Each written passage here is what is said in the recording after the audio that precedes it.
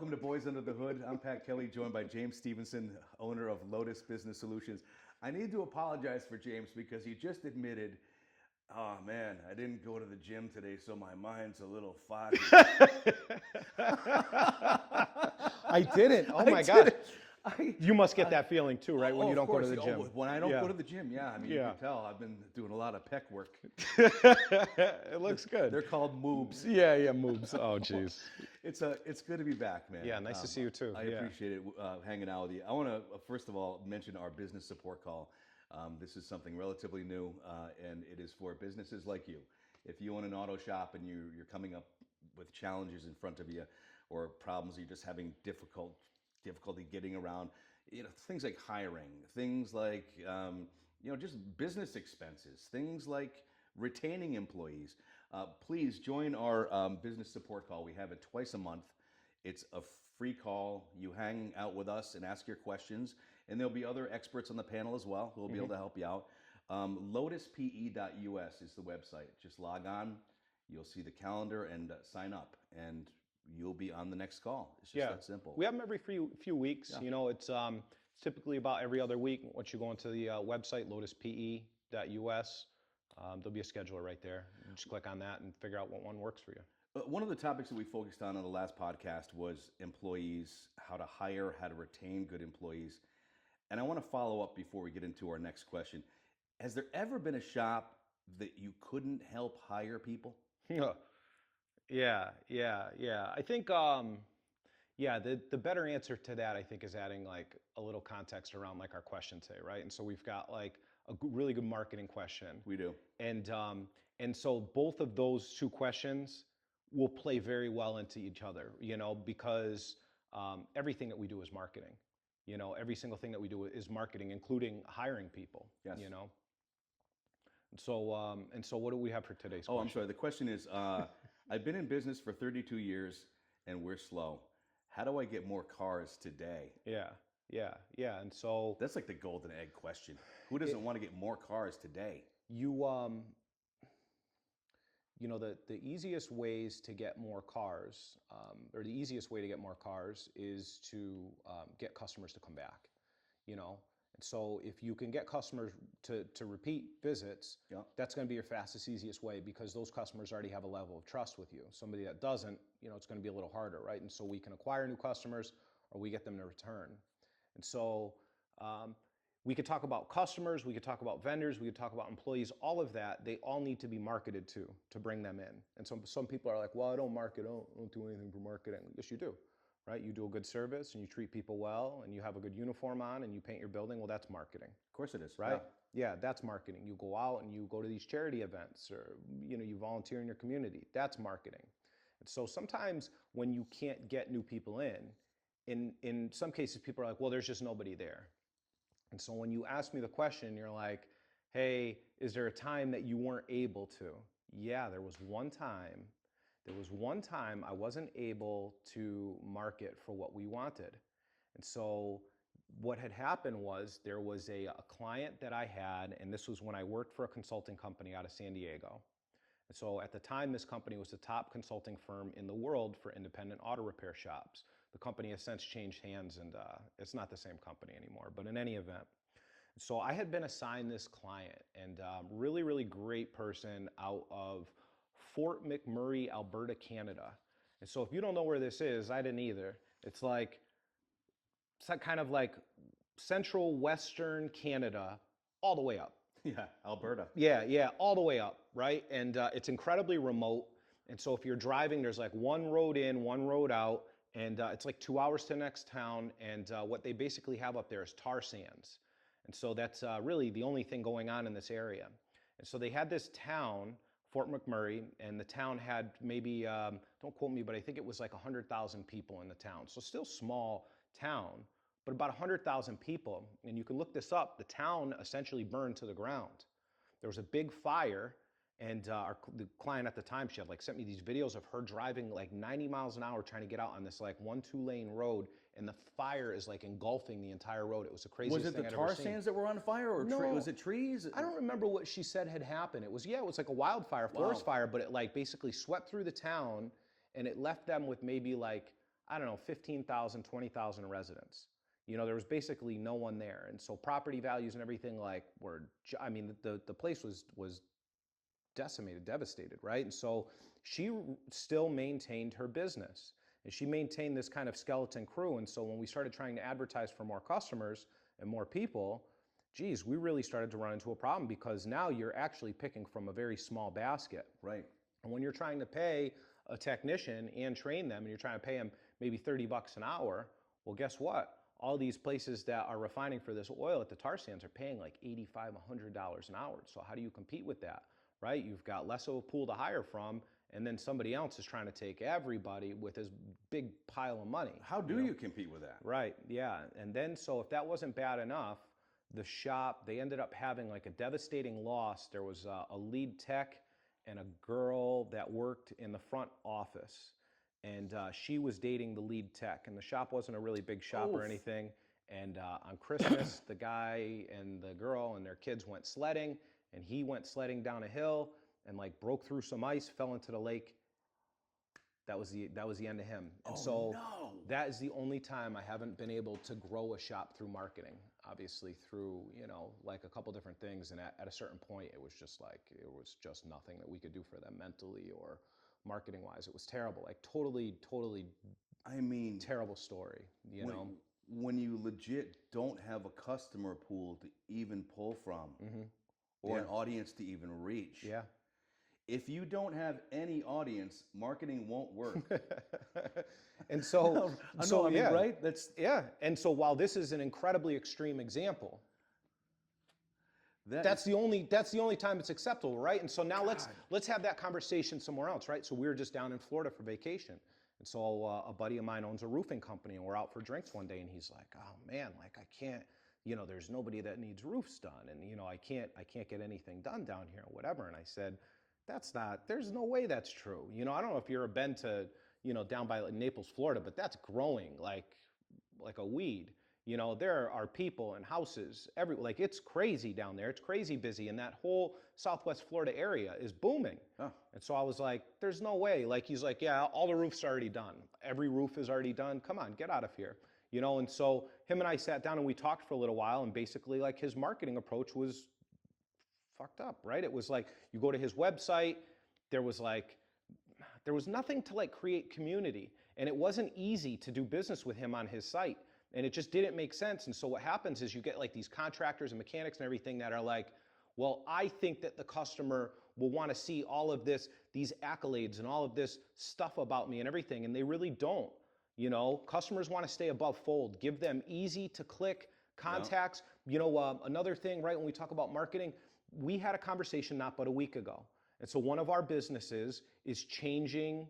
We were changing names. Everything is getting rebranded as Precision, you know? And so I said, all right, well, you know, this was a detailing company. And I said, all right, well, the company used to be OCD, right? Original Car Detailing. And so before we got him, his company name was Original Car Detailing. And one of the first problems we found was that his website was Original Car Detail, singular. Yes. And so I was like, it doesn't make sense. And we're already throwing customers off the trail. You know, never mind, that's too long of a name for people to type.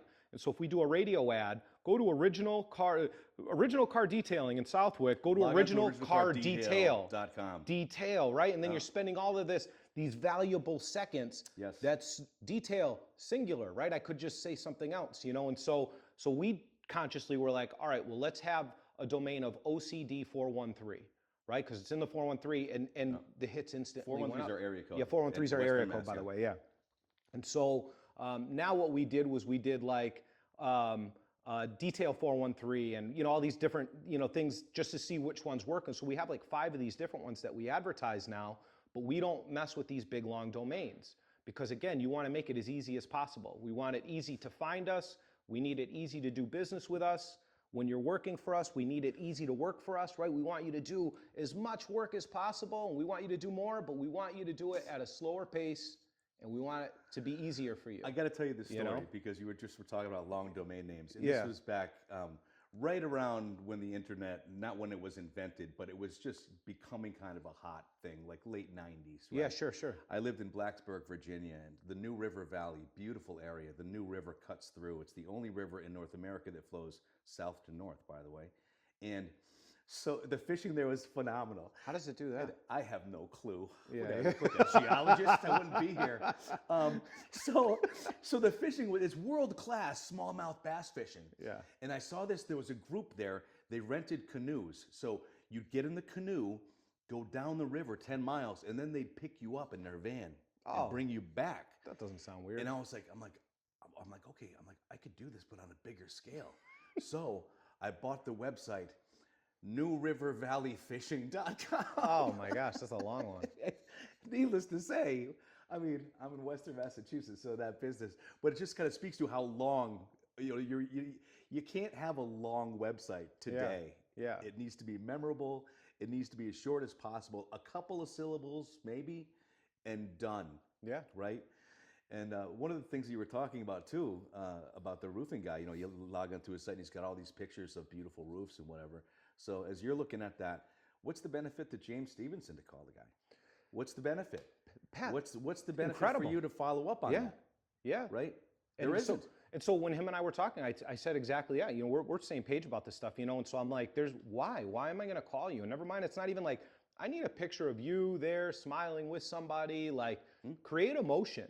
Yes. Create emotion. There's nothing. There was a bunch of stock images. He's like, I don't know. I got this new site. I paid this guy. And, I'm like, because your site sucks. A lot of people spend their money marketing like they're putting together a Yellow Pages ad.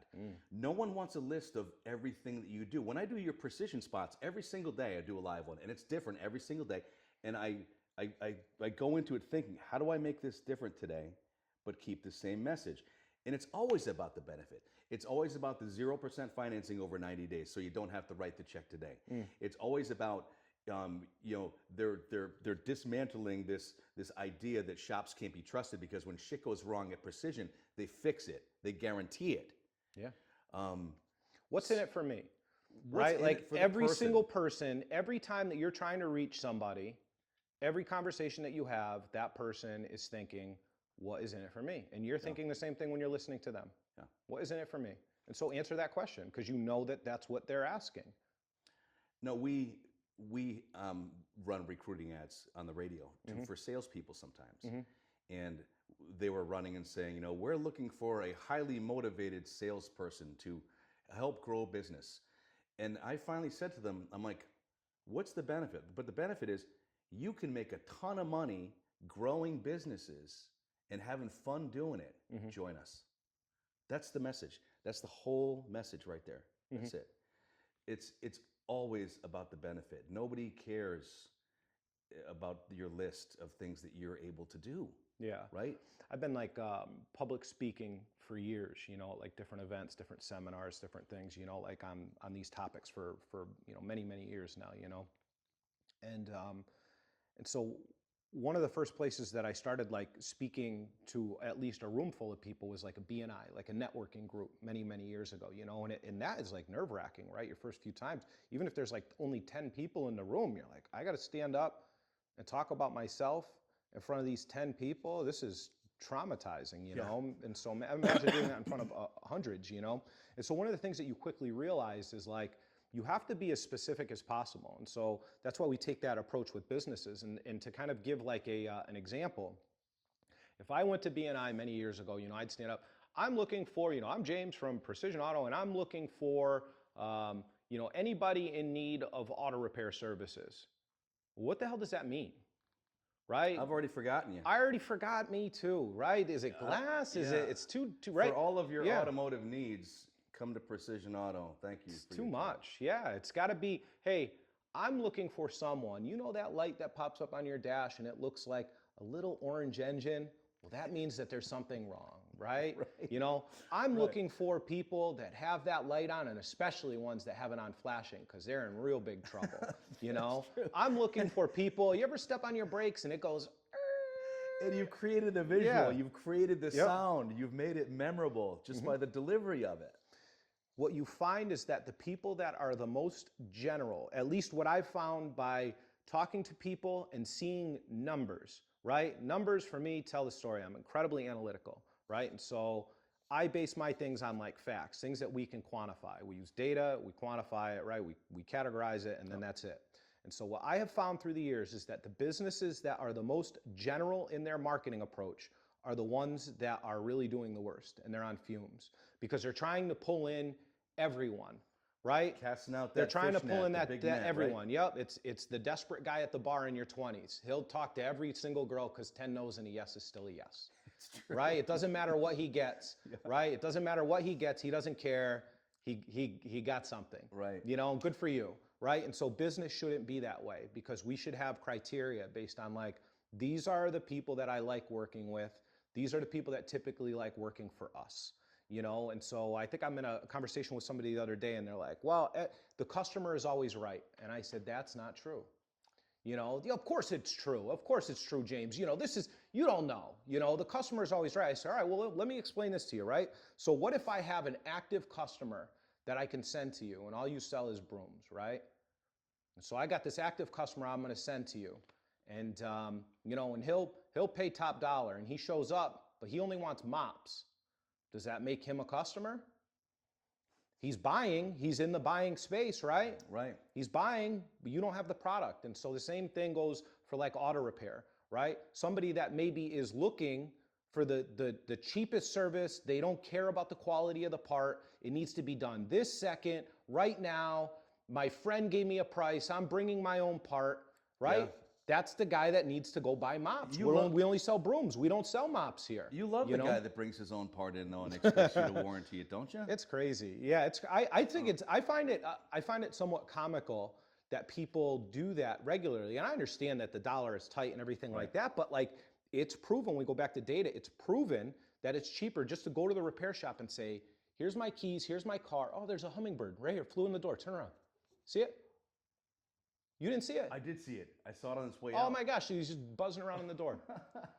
That's awesome. It's proven to be cheaper if you just bring your car to the shop and you say, hey, my car is broken, it's doing this, that, and the other, let me know what I need. Rather than going to them and saying, well, you're gonna replace this part because my friend said to replace this and you're gonna have to do it. Like, no man, we sell brooms here, we don't sell mops. Right. You gotta go. Right. You know? Get going. And so the customer is not always right, unfortunately, you know? And so it's up to the business to educate the customer, but more than that, it's up to us to really refine our message. If all we said is mops, mops, mops, and you go to our website and it says brooms, brooms, right?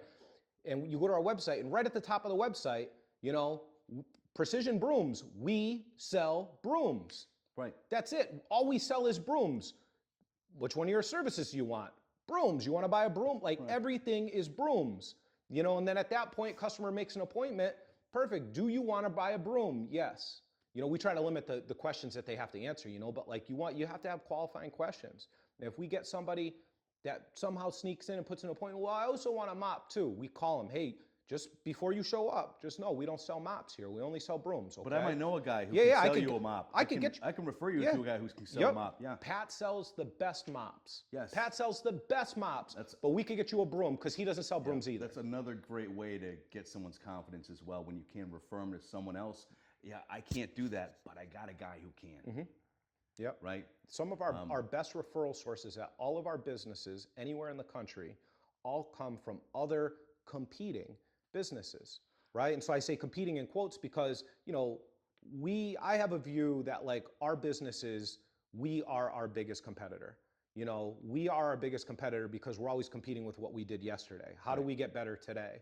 How do we improve the experience for the people, the customers, Okay, everybody? so let me stop you there Yeah. because I know that you do a lot of things to make the experience better with customers that you do have, and that was kind of the focus of this guy that wants more cars today. more people in. Focus on the people that you already have. Yeah. What does Precision Auto do?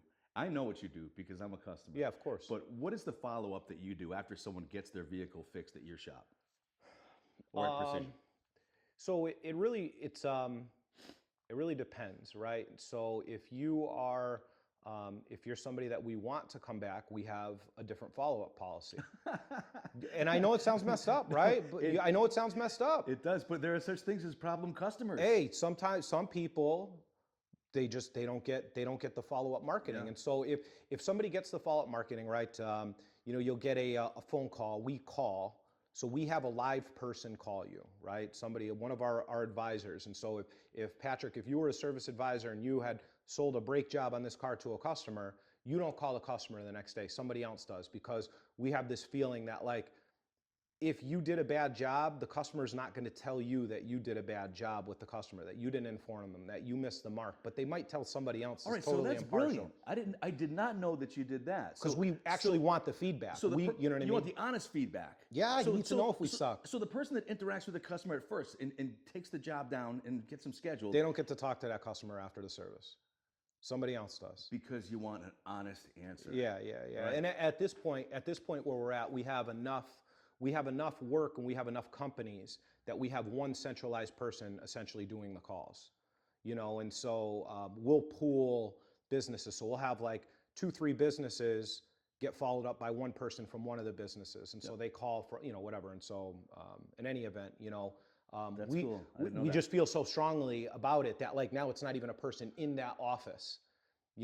This guy's working over here in Chicopee, and the person is making the call from a West Springfield store that has no affiliation with it. And so from there, once we make sure, if we have bad feedback right there, the procedure is so simple. People are like, well, what do I do if the customer's unhappy? Fix the problem right now. Right. Don't let it go to tomorrow.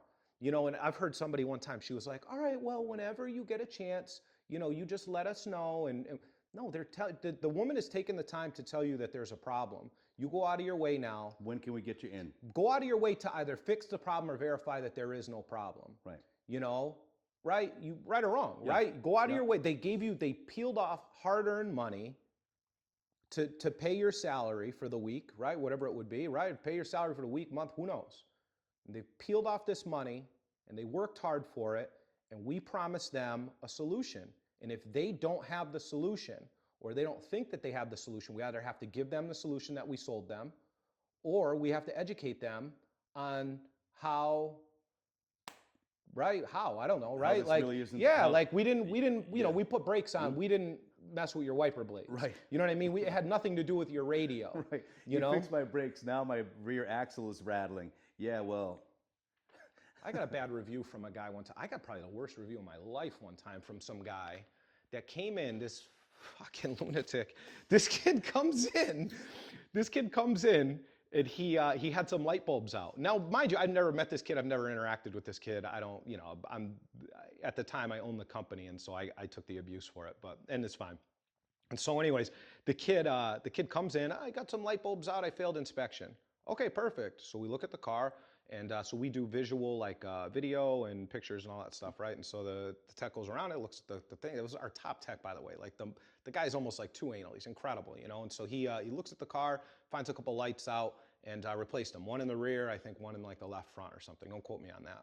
So the kid comes back like a month later, got the inspection sticker, so all the lights were working when he left, right? Gets the inspection sticker, he comes back, he says, you guys are incompetent, blah, blah, blah. I mean, really like seething, scathing mad, spitting mad, And so we look at the car and we're like, all right, well, what lights are out? Like, he's complaining that the lights are out, and you're spitting mad. I mean, this kid was like millennial spitting mad, right? Who's the manager, And so we look at the car and we're like, bro, like there's no lights out. These lights are out. These lights are out.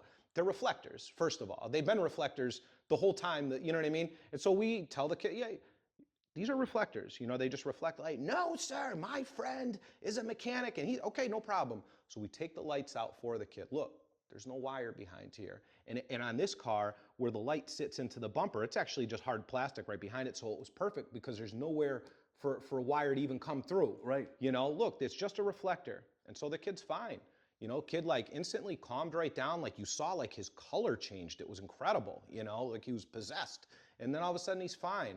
And so a year later, this kid goes online and leaves this like random fucking review. Like somebody asked, hey, where can I find a mechanic near me or whatever? And so a bunch of people recommended us. And then where it started was this kid went on like everybody's comment. It was like, do not go to this Precision Auto. They're terrible. They robbed me of these lights, and they, just some like incredible story. And so like an hour later, the kid created a separate profile just to go onto a forum and write some stupid fucking story that never existed, never happened, nothing about these lights. Isn't that crazy? You know? And so in that situation, how do you fix that? Right? How do you fix that? How do you I know fix how that would situation? have been fixed 100 years ago.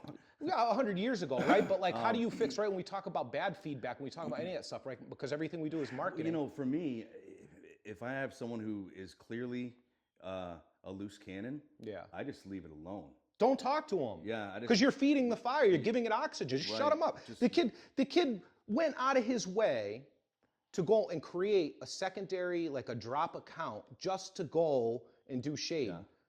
Leave him alone. Don't give Just, him an Yeah, audience. don't give. Yeah, he's gonna move on to somebody else tomorrow. Right. You know, and he did. You know, and so when we talk about like, you know, following up with customers and what do you do, like the feedback is overwhelmingly But positive. you also send out cards as well. Yeah. So Like, I get a thank you card when I do business with you. So that's the second step, right? So if we have good feedback, great. You ask, hey, you know, could you refer somebody? You know, there's a kind of a script to it. We ask people to stay just, hey, here's A, here's Z, here's scripts that we've used that work, but make it your own. You know, don't read from a script when you talk to a customer. You know, just, Right. hey, how do we do?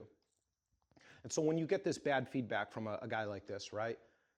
Hey, did we do something right or did we do something wrong? If we did something wrong, just fix it. If we did, you know, if there's gray area, still fix it. Even if it's not anything to do with what we did, if it's gray and it's not gonna cost a lot, just take care of it.